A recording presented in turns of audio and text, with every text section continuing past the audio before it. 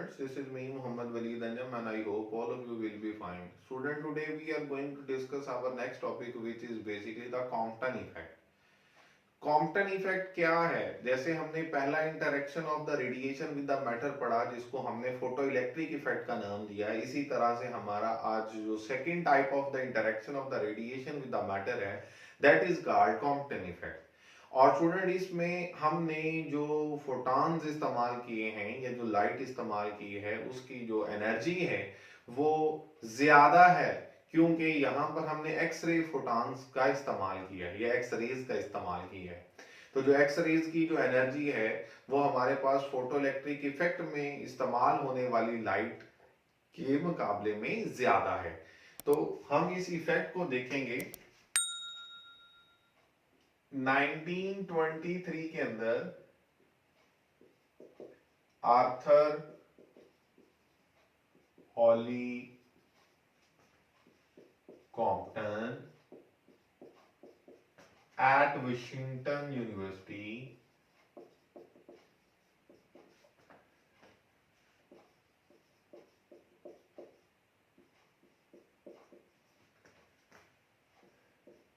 studied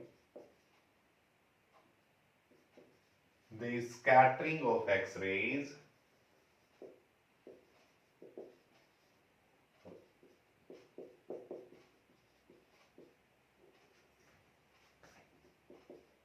from loosely bounded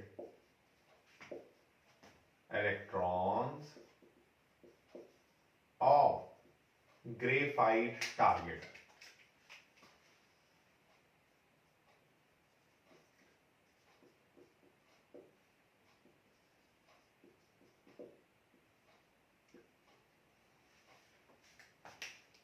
student basically यहाँ पर जो कॉन्सेप्ट दिया जा रहा है वो ये दिया जा रहा है कि एक्स रेज के जो फोटॉन्स हैं जब वो ग्रेफाइट के टारगेट में मौजूद लूजली बाउंडेड इलेक्ट्रॉन्स के साथ टकराते हैं तो क्या करते हैं कि उनके साथ टकराने के बाद स्कैटर हो जाते हैं और इस स्कैटरिंग की वजह से उनकी वेवलेंथ में एक चेंज आ जाती है। और जब वेवलेंथ में चेंज आ जाती है इस फेनोमेना को हम कॉम्पटन इफेक्ट का नाम देते हैं। The phenomena of change in wavelength of X-rays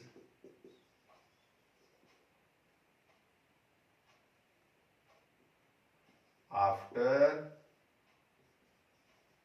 collision with electrons is called Compton effect. Electrons के साथ टकराने से एक्स रेज की वेवलेंथ में जो चेंज आ जाती है इसको हम क्या नाम देते हैं? कॉम्पटन इफेक्ट का नाम देते हैं। स्टूडेंट इस कॉम्पटन इफेक्ट के लिहाज से अगर हम ये देखें यहाँ पर हमारे पास ये एक अरेंजमेंट है, मैं इसकी वर्किंग को जब डिस्कस करूंगा तो आपको तमाम पॉइंट्स बड़ी आसानी के साथ समझ आ जाएंगे। अगर हम इसकी वर्किंग देखें तो बेसिकली हमारे पास ये एक एक्सरे ट्यूब है, इसके अंदर हमारे पास हम ये कहते हैं कि ये जो एक्सरेज हैं जब ये किसी भी टारगेट में मौजूद, जो कि यहाँ पर हमने इस्तेमाल किया ग्रेफाइट टारगेट में मौजूद इलेक्ट्रॉन्स के साथ जाके टकराते हैं तो एक्सरेज के फोटॉन अपनी एनर्जी जब उनको देंगे तो अपना मोमेंटम और अपनी एनर्जी को ट्रांसफर करते हैं किसको? Electrons of the target. और जब वो उसके साथ टकराते हैं तो उनके टकराने के बाद हम ये कहते हैं कि उन्हीं एक्स रेज के फोटॉन्स की वेवलेंथ में एक चेंज आ जाती है। ठीक है स्टूडेंट, और वो स्कैटर्ड हो जाते हैं और जो इलेक्ट्रॉन स्कैटर हो जाते हैं अपने पाथ से डेविएट कर जाते हैं उनकी वेवलेंथ इंसिडेंट फोटॉन की वेवलेंथ के मुकाबले में ज्यादा हो जाती है। कैसे ज्यादा हो जाती है इसको हम पढ़ लेते हैं। अभी हमें इस बात का पता है कि मोमेंटम ऑफ द फोटॉन किसके इक्वल होता है? h over lambda. हमने ये बात पढ़ी हुई है। तो अगर हम ये कहें कि जो इंसिडेंट फोटॉन है उसके लिए मैं आई का इस्तेमाल करूं तो एच तो कांस्टेंट है, तो इंसिडेंट फोटॉन की एक वेवलेंथ भी है, ठीक है। इसकी मदद से हम इंसिडेंट फोटॉन का एक मोमेंटम निकाल सकते हैं। लाइकवाइज हम ये कहते हैं कि हमारे पास जब फोटॉन इलेक्ट्रॉन्स के साथ टकराने के बाद स्कैटर हो जाते हैं तो स्कैटर्ड फोटॉन्स की जो मोमेंटम की वैल्यू होगी वो क्या होगी, h ओवर लैम्डा, और उसके लिए हम यहां पर s लिख देंगे। वो यहां पर ये कह रहा है कि जो स्कैटर्ड फोटॉन्स हैं उनकी वेवलेंथ इंसिडेंट वेवलेंथ के मुकाबले में ज्यादा हो जाती है। अब ये बड़ा इंपॉर्टेंट पॉइंट है कि वेवलेंथ कैसे ज्यादा हो जाती है। स्टूडेंट अगर हम यहां से देखें तो हमें क्लियर कट के पता है कि जो मोमेंटम है और जो वेवलेंथ है ये एक दूसरे के इनवर्सली प्रोपोर्शनल है। अगर स्कैटर्ड की वेवलेंथ ज्यादा होगी इंसिडेंट फोटॉन से तो ही इसका जो मोमेंटम होगा वो कम होगा ना student. It's just like the same case, हम ये कहते हैं कि हमारे पास उसके मोमेंटम में जो चेंज आया वो क्यों चेंज आया, क्योंकि इलेक्ट्रॉन के साथ टकराने से हम ये कहते हैं कि उसने अपना मोमेंटम चूंकि इलेक्ट्रॉन को ट्रांसफर कर दिया, इस वजह से एक्स रेज के मोमेंटम में कमी आ जाती है।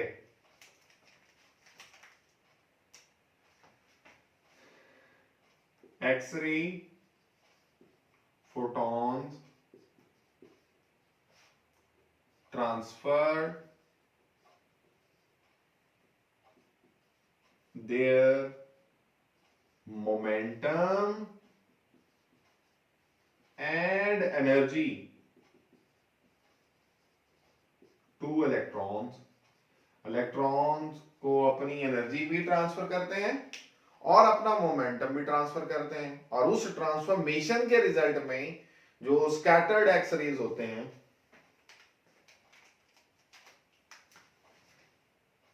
Momentum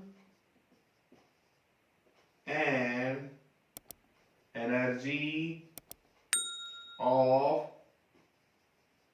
scattered X-ray photons decreases।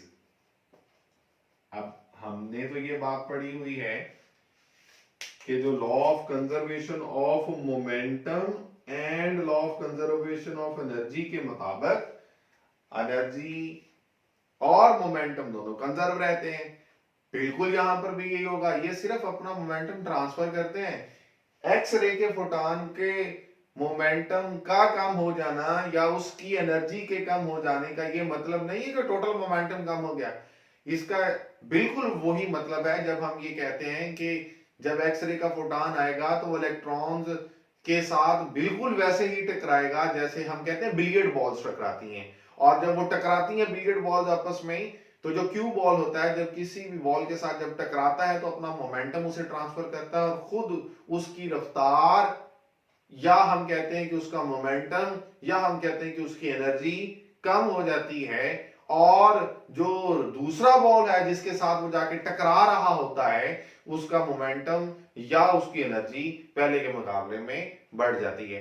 लिहाजा इस ट्रांसफॉर्मेशन के रिजल्ट में ओवरऑल जो मोमेंटम और एनर्जी है उसकी कंजर्वेशन जरूर होगी। अब स्टूडेंट अगर हम इसी वर्किंग को देखते हुए यहां से ये कॉन्सेप्ट लें कि हमारे पास जो वेवलेंथ है, ये देखें ये हमारे पास इंसिडेंट फोटॉन है, इसकी जो वेवलेंथ है वो लैम्डा आई से रिप्रेजेंट की गई।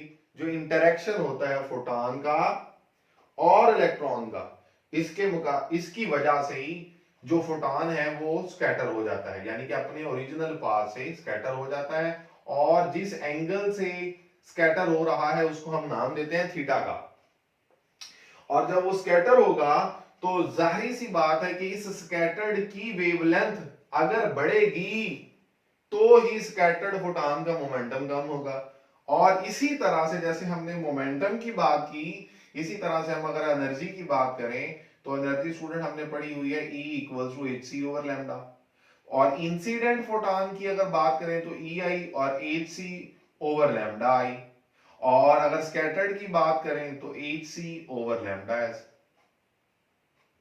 तो स्कैटर्ड फोटॉन की चूंकि वेवलेंथ ज्यादा है, तो लिहाजा स्कैटर्ड की वेवलेंथ के ज्यादा होने की वजह से स्कैटर्ड की जो एनर्जी होगी वो कम हो जाएगी, और उसका जो मोमेंटम होगा वो भी क्या हो जाएगा, कम हो जाएगा। स्टूडेंट अगर हम बात करें अब नेक्स्ट पॉइंट की, तो हम कहेंगे कॉम्पटन शिफ्ट बेसिकली क्या है, चेंज इन द वेवलेंथ। कहता है by applying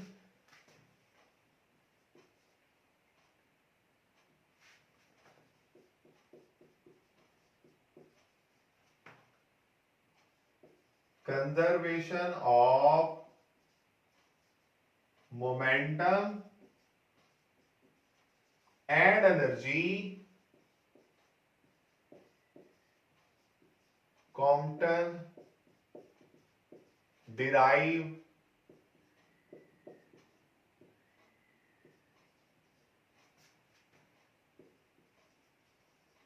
the relationship for change in wavelength, change in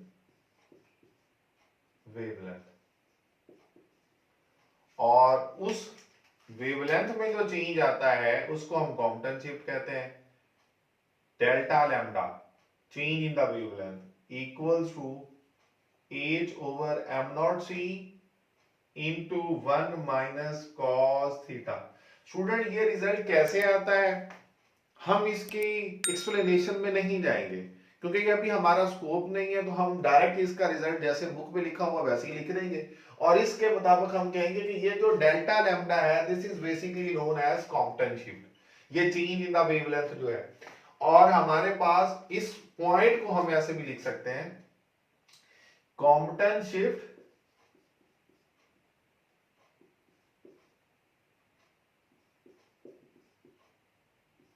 for scattering angle theta. Theta angle के लिए जो कॉम्पटन शिफ्ट है उसका ये रिजल्ट है, इसके जरिए से हम निकाल सकते हैं। स्टूडेंट इस चीज को हम यहां से देखेंगे, ये जो डायग्राम हमने बनाई थी, इस डायग्राम में हम ये देख सकते हैं कि हमारे पास ये एक फोटोन है, इसका एक मोमेंटम था पी आई जिसे मैंने लिखा है इंसिडेंट फोटॉन का मोमेंटम, और वो किसके इक्वल है, एच ओवर लैम्डा आई। जब ये इलेक्ट्रॉन के साथ आके टकराता है तो क्या होता है कि यही जो फोटोन है ये हमारे पास स्कैटर हो जाएगा, और जब ये स्कैटर होगा तो ये जिस एंगल से स्कैटर हुआ है उसको हमने कहते हैं थीटा, और इस स्कैटरिंग की वजह से हम ये कहते हैं कि इसकी वेवलेंथ में जो चेंज आया है उसको हम लिखेंगे लैम्डा एस, और जो इंसिडेंट फोटॉन था उसकी वेवलेंथ को हमने लिखा हुआ था लैम्डा आई। और स्टूडेंट जाहिर सी बात है कि अगर इलेक्ट्रॉन के साथ उसकी कोलिजन हुई है, तो जैसे मैंने एग्जांपल दी है आपको बिलियर्ड बॉल्स की, तो जो इलेक्ट्रॉन है वो भी किसी दूसरे डायरेक्शन में मूव करेगा, और इसका भी एक एंगल है, और उस एंगल को नाम दिया जाता है फाई का, बुक पे आप देख सकते हैं। और इस इलेक्ट्रॉन की भी एक एनर्जी है, तो इसके हम एनर्जी ऑफ द इलेक्ट्रॉन लिख सकते हैं। तो यहां से हमें ये कॉन्सेप्ट मिल रहा है कि ये जो स्कैटर्ड फोटॉन है जिसकी वेवलेंथ हम कहेंगे चेंज हुई है डेल्टा लैम्डा के जरिए से वो मालूम कर सकते हैं कि ये स्कैटरिंग किस एंगल पर हुई है। इस एंगल की वैल्यू की मदद से हम ये मालूम कर सकते हैं कि वेवलेंथ में कितना चेंज आया। स्टूडेंट यहां पर अगर हम ये देखें कि हमारे पास ये वाला जो फैक्टर है h over m naught c, this is called Compton's wavelength।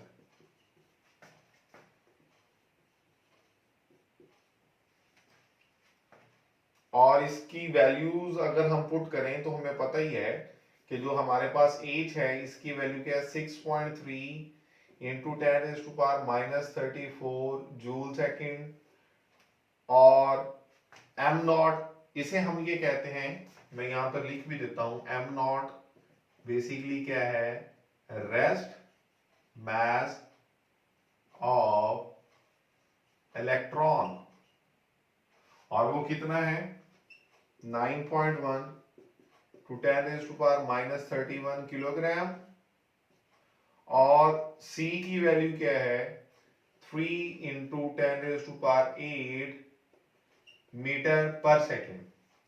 Student अगर हम इन वैल्यूज को सिंपलीफाई करें तो जो हमारे पास कॉम्पटन वेवलेंथ की वैल्यू आती है वो गालिबन 2.43 इंटू 10⁻⁻12, और हमारे पास इसका जो यूनिट आता है वो मीटर आ जाता है, और इसकी डायमेंशन क्या है जो लेंथ की है।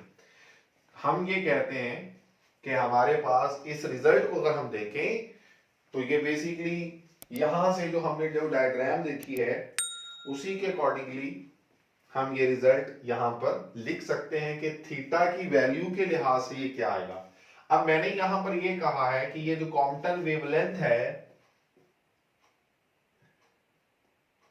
हैज डायमेंशन ऑफ लेंथ, और इसका फिर यूनिट क्या होगा मीटर। देख लेते हैं कैसे इसका यूनिट मीटर कैसे आता है, ये पॉइंट भी साथ ही बता देता हूं।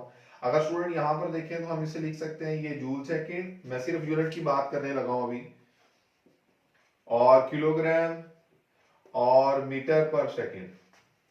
स्टूडेंट अगर मैं इसी जूल को देखूं तो हम इसे लिख सकते हैं न्यूटन मीटर, सेकेंड वैसे ही आ जाएगा, किलोग्राम मीटर और ये पर सेकेंड, मीटर मीटर से कैंसिल, ये पर सेकेंड ऊपर जाएगा तो ये बन जाएगा न्यूटन सेकेंड, ये तो +1 पहले ही था और ये -1 भी ऊपर जाके +1 हो जाएगा, divided by kilogram which can be further written as Newton equals to kilogram metre per second square, और ये सेकेंड स्क्वायर, और divided by kilogram, kilogram kilogram से कैंसिल, और s-2 s+2 ये कैंसिल, तो हमारे पास रिजल्ट क्या बचेगा, पीछे मीटर बचेगा, आप देख सकते हैं।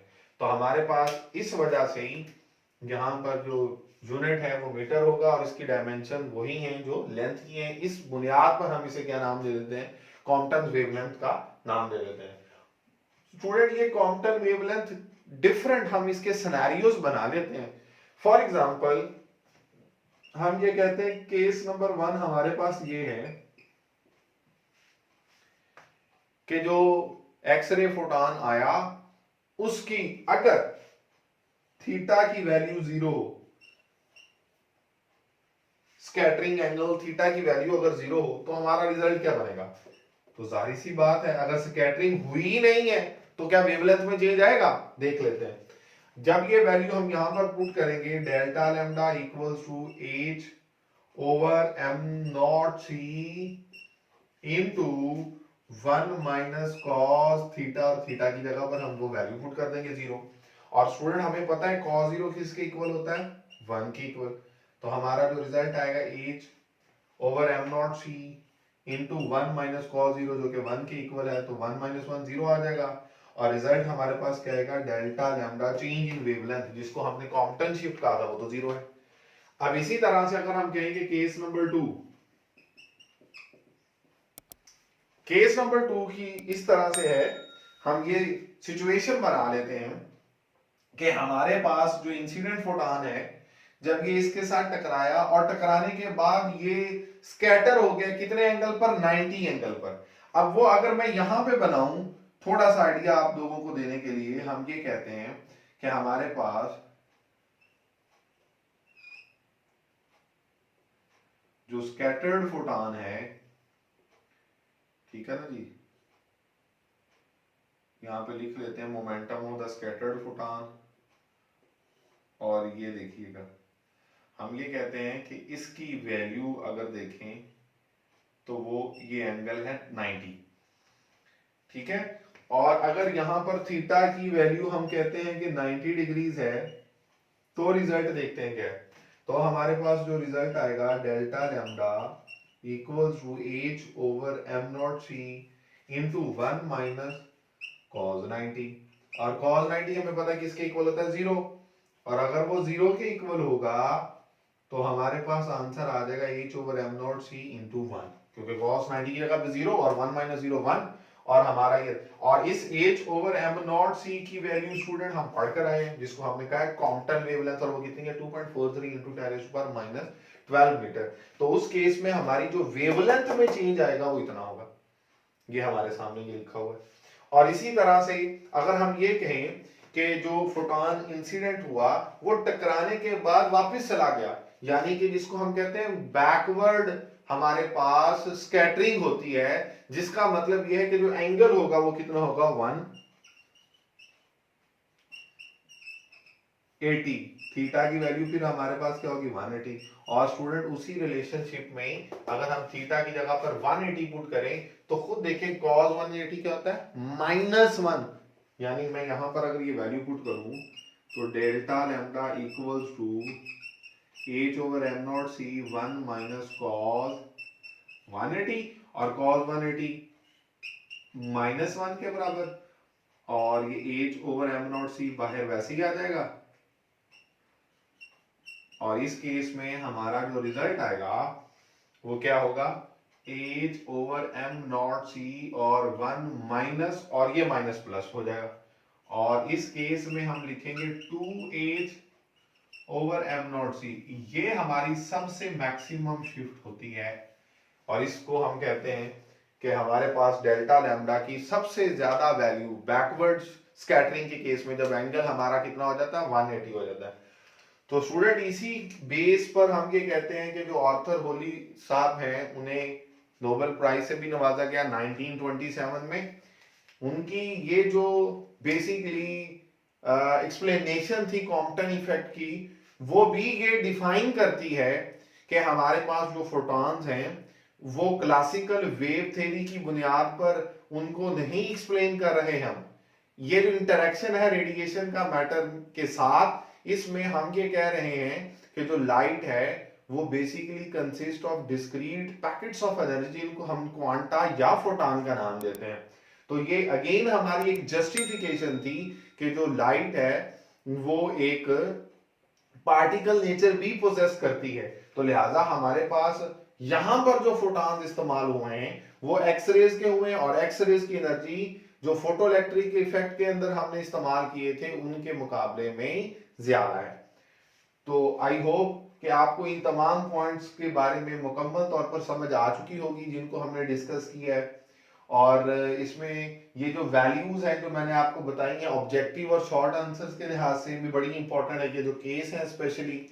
तो please don't forget to like and subscribe my channel and take good care of yourself. अल्लाह हाफिज।